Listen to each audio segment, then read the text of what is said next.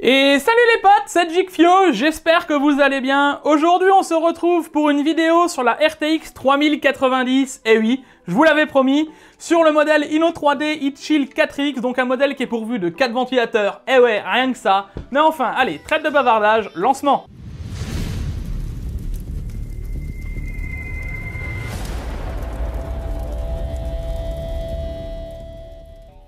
Me revoilà les amis, du coup, comme à mon habitude, on n'oublie pas de mettre un petit pouce bleu, la cloche, l'abonnement, les réseaux sociaux dans la description, etc., etc. On n'oublie pas de me suivre sur TikTok, parce que ouais, j'ai créé un TikTok avec plein de choses, donc vous allez voir, c'est assez fun. Enfin, vous aurez compris, allez, on attaque un peu plus dans le gras de la carte graphique. Hop hop hop hop. J'avais oublié, c'est Jigfio du montage les amis, il faut que je précise que cette carte m'a été envoyée par un ami et qui regarde toutes mes vidéos, c'est Olivier.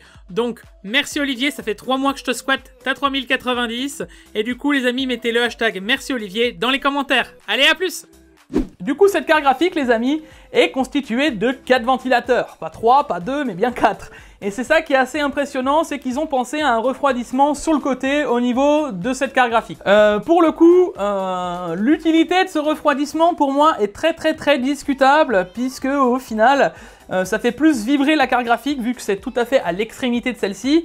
Quand il s'active et qu'il se met à fond, c'est juste une horreur. Et vous allez le voir que pendant mes tests, bah, il s'active souvent finalement.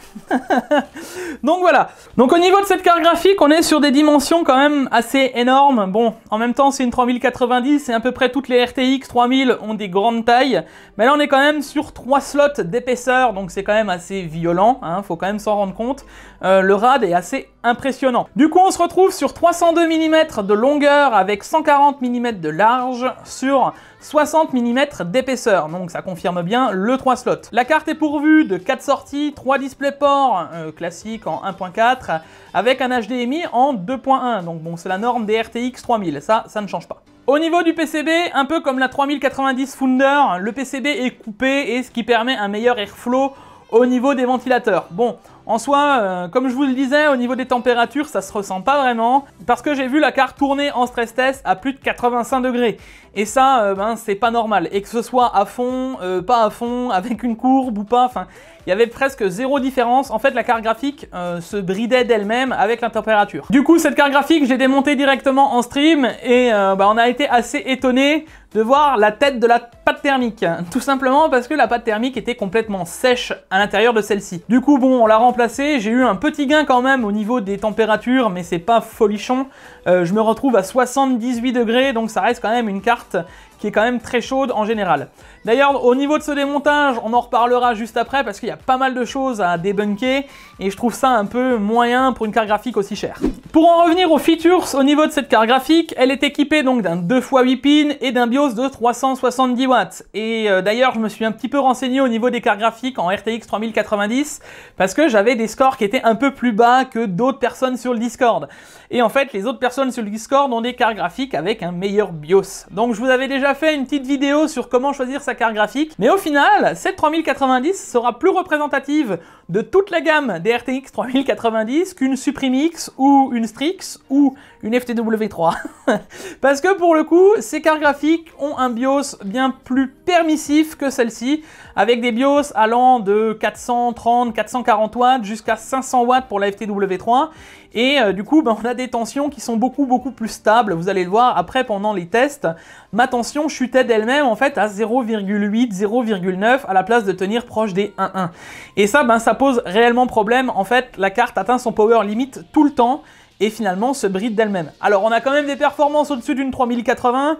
Mais bon, je suis pressé d'avoir un meilleur modèle de 3090 pour pouvoir la tester et la comparer et voir ben, réellement les différences qu'on a entre une 3090 Inno 3D par exemple et je sais pas une Supreme X par exemple.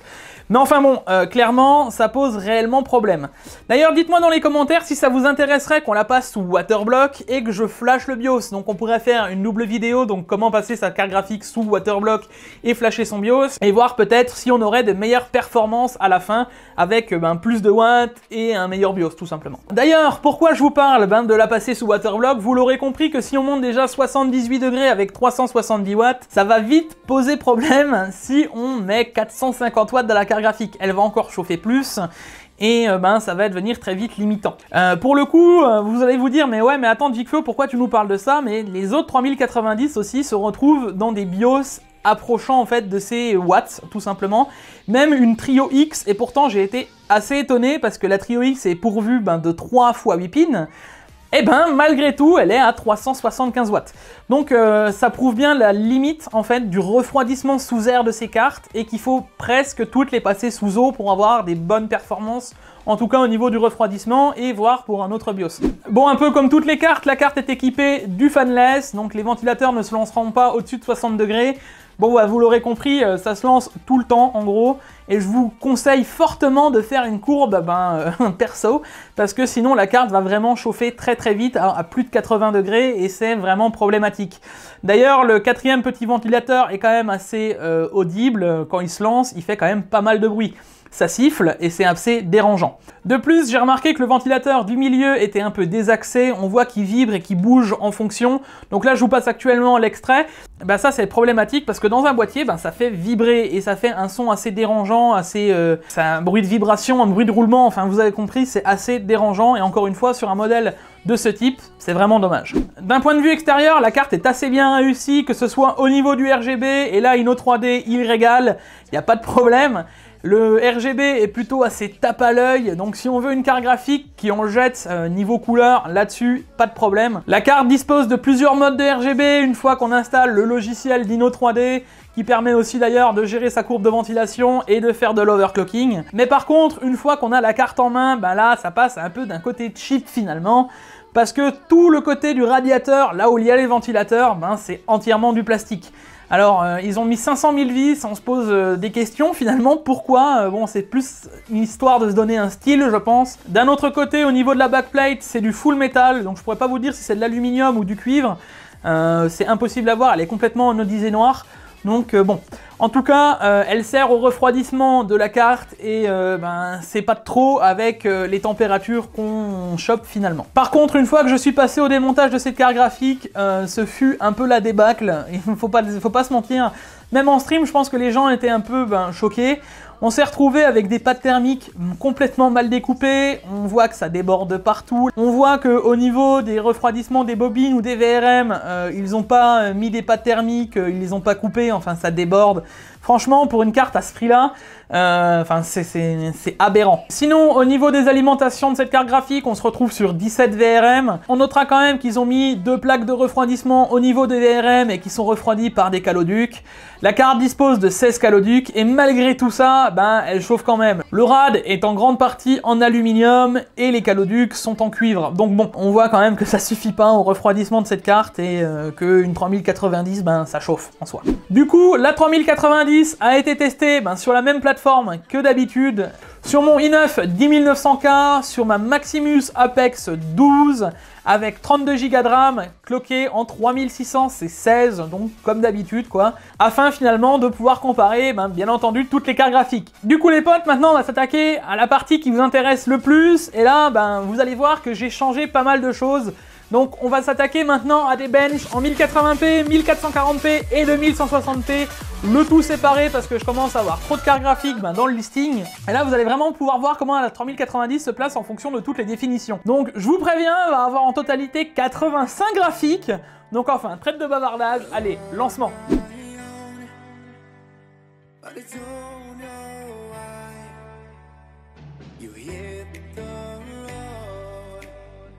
But you don't realize I won't look back when you're around. I won't think twice when you're gone. Don't hesitate to call me back, 'cause I won't be there. I won't look back when you're around. I won't think twice when you're gone. Don't hesitate to call me back.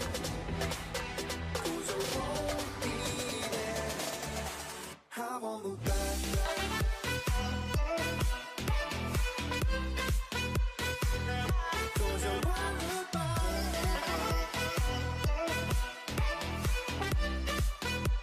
I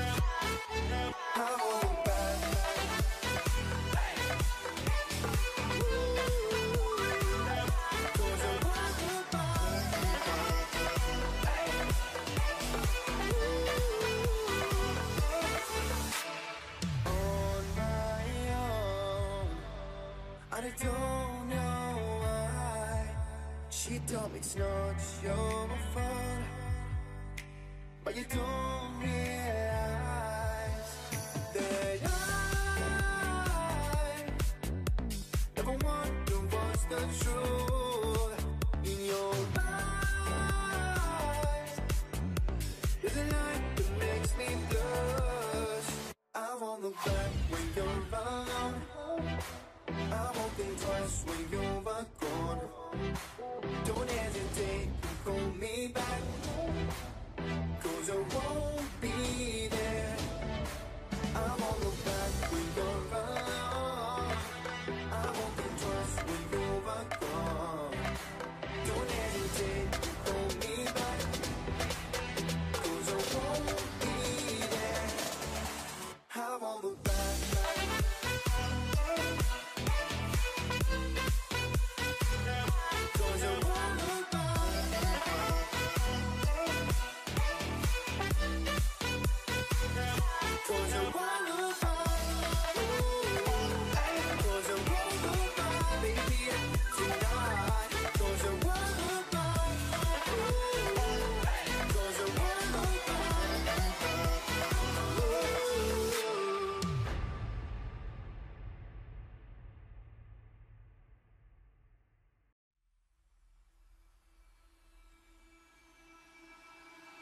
I can feel it somewhere inside, haunting like a drug I keep on wanting. There's a love that fits so perfect it's hard to believe. There's a reason I can feel my heart stop beating, and the air gets tough just breathing. I'm alone but I'm still feeling like someone's with me. It's strange, I know, but I feel like you're here with me, like chasing ghosts. I know you're out there.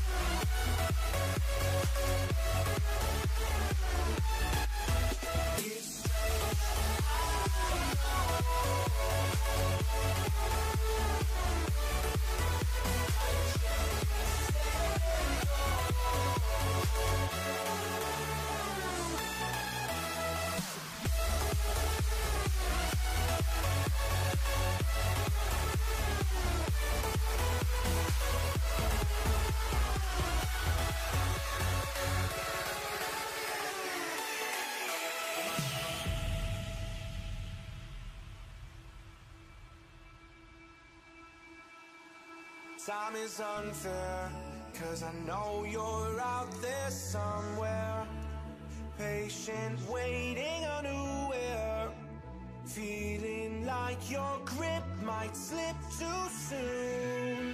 But I'm running, chasing speed and gunning. I'll be right there all of a sudden. I feel your heartbeat lead me straight to you.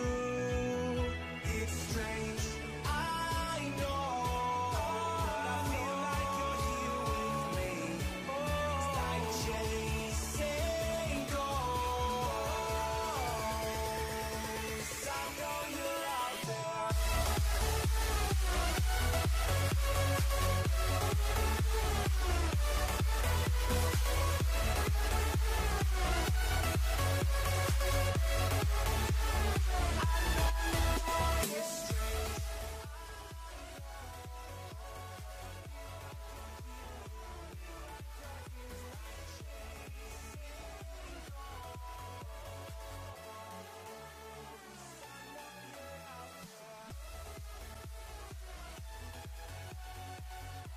Bon les amis, là je pense que l'heure est grave. Clairement, parce que vous avez vu que pendant les benchmarks, finalement avec la 6800 XT, il n'y a pas tant d'écart que ça. En 1080p, on se retrouve avec un petit 7% d'écart. En 1440p, on se retrouve avec un 8,5% d'écart. Et seulement en 4K, là, on voit une réelle différence avec la 6800 XT de 15,05%. Et pour le coup, ben, moi ça me choque un petit peu parce que quand on compare les prix, ben, y a un fort problème. Si on prend les cartes au prix MSRP finalement, donc le prix de sortie des cartes, on sait que la 3090 se place à 1550 € face à 650 € pour la 6800 XT pour en moyenne 9,2% sur toutes les définitions à stock. Ça fait cher les 10% quand même. On se rend compte quand même que la carte est 3 fois plus chère pour même pas 10% de gain. Et ça, ben, pour moi, c'est réellement problématique. Bon, en soi, vous allez voir après en ray tracing, la carte se rattrape, là-dessus, il n'y a pas de problème. Et là, je parle bien sans aucune optimisation, que ce soit le Smart Access Memory ou le bar par exemple. Là, on est vraiment sur des FPS brut de carte, la carte plug and play. Et ça, pour moi, c'est un réel problème. D'ailleurs, on remarquera aussi que la 3090 se place en général à 20% de la 2080 Ti, et ça, ben, je sais pas si vous vous en souvenez, mais je l'avais dit pour la 3080, mais je pensais pas pour la 3090 pour le coup. Ben seulement 20% de la génération d'avant, et il y en a beaucoup qui m'avaient traité de menteur à l'époque, ben finalement, ça se prouve avec 16 jeux testés.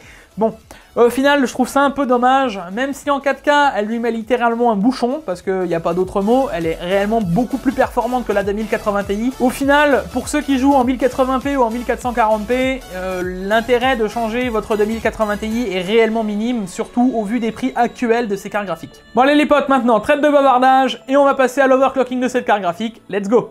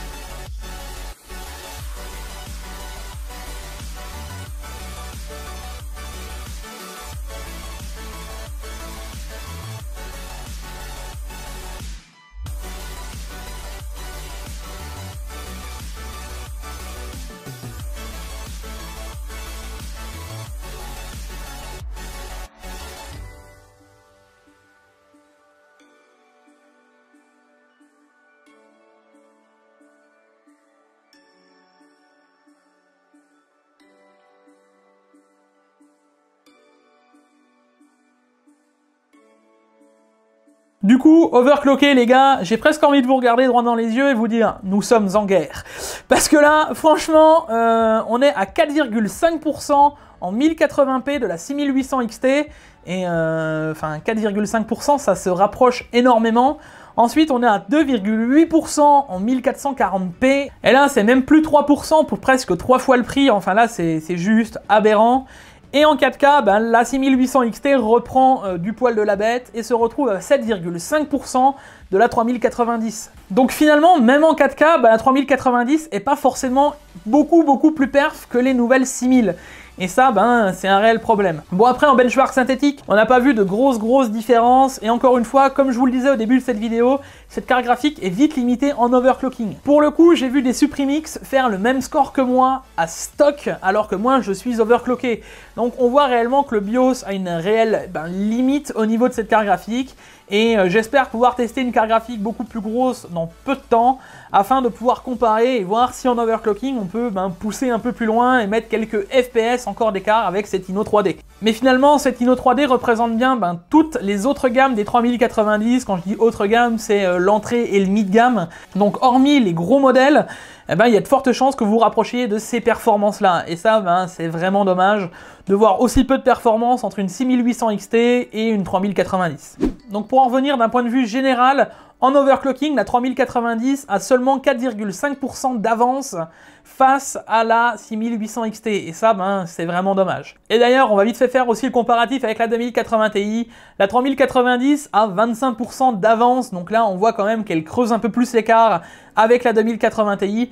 Mais encore une fois, ça reste pas énormissime comparativement à ce qu'on pouvait s'attendre et de ce qu'on nous montrait face à la 3080. Là, on parle quand même d'une carte graphique qui vaut beaucoup plus cher finalement que la 3080. Et je suis d'ailleurs assez impatient de pouvoir tester cette 3080 pour voir comment elle se place face à une 3090 plutôt mid-gamme. Pour terminer sur les perfs générales de la carte graphique, donc là, je parle bien de perfs overclockés et à stock. Donc c'est les perfs que j'aurais mixés entre les deux, bien entendu. En gros, la 6800 XT se retrouve à 8% de notre 3090. La 3070 se retrouve à 21% de cette même 3090 et la 2080 Ti à 21,2%. Donc en soi, on voit bien l'écart que je vous avais annoncé à l'époque en septembre, même si je m'attendais quand même un peu plus pour la 3090, ça reste vraiment minime et on peut réellement se poser la question pour ceux qui ne jouent pas en 4K, s'il y a un réel intérêt de changer de carte graphique au final. Pour enfoncer un petit peu le clou, la 2080 Ti se retrouve à 15% seulement en 1080p, à 21% en 1440p, donc c'est les 20% que j'annonce, et à 26% par contre en 4K. On voit que la 3090 par contre taille réellement la distance en 4K, et c'est bien la seule définition finalement où elle excelle comparativement aux autres cartes graphiques. En soi, c'est pas réellement étonnant avec 24 Go de VRAM, et finalement pour moi, c'est pas réellement une carte graphique prévue pour les gamers, mais plus une carte graphique soit de rendu, soit une Titan plus qu'une GTX au final. Bon les amis, forcément il ne reste plus qu'un seul test, c'est le ray tracing, donc on se retrouve sur Shadow of Tomb Raider et Metro Exodus comme à mon habitude. Allez, let's go!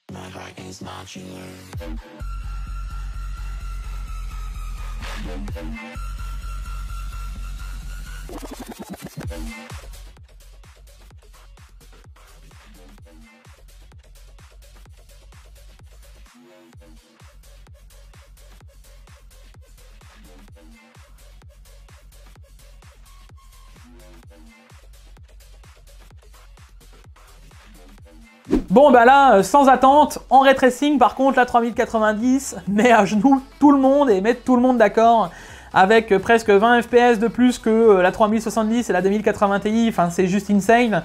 Clairement, le ray tracing, on voit que Nvidia pousse, en même temps c'est un peu leur cheval de bataille, donc on voit qu'ils poussent réellement sur cette technologie-là, et la 3090 est clairement taillée pour ça. Et on se retrouve enfin avec des FPS corrects quand on a envie de jouer en ray tracing.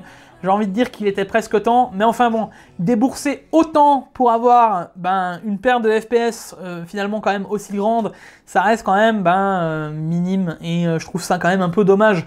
Enfin bref, j'espère par la suite avoir des plus gros modèles de cartes graphiques et que ça devienne une techno beaucoup plus accessible finalement pour ces cartes. Voilà. Bon les gars, je pense qu'on est arrivé au moment de la conclusion, donc on va faire deux conclusions comme à mon habitude quand on teste un nouveau chipset et un modèle de carte graphique.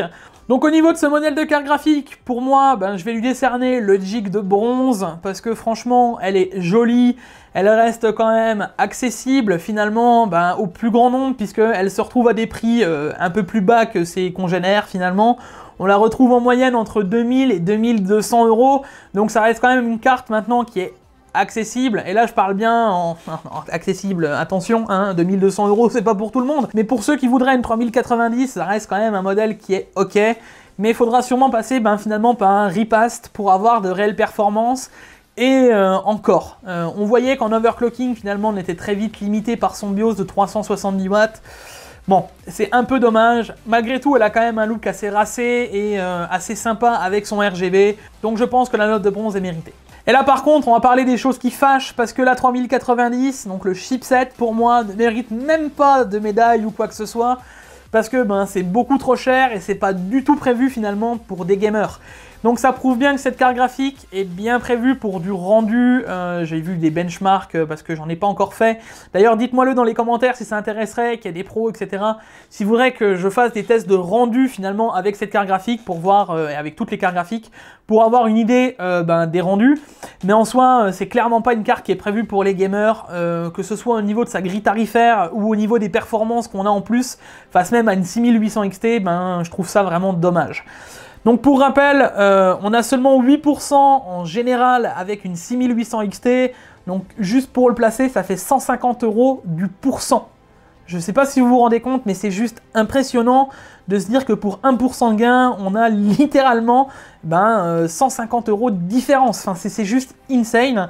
Est-ce qu'on a réellement besoin de 8% en plus pour ce prix-là? Enfin, c'est juste, à mon sens,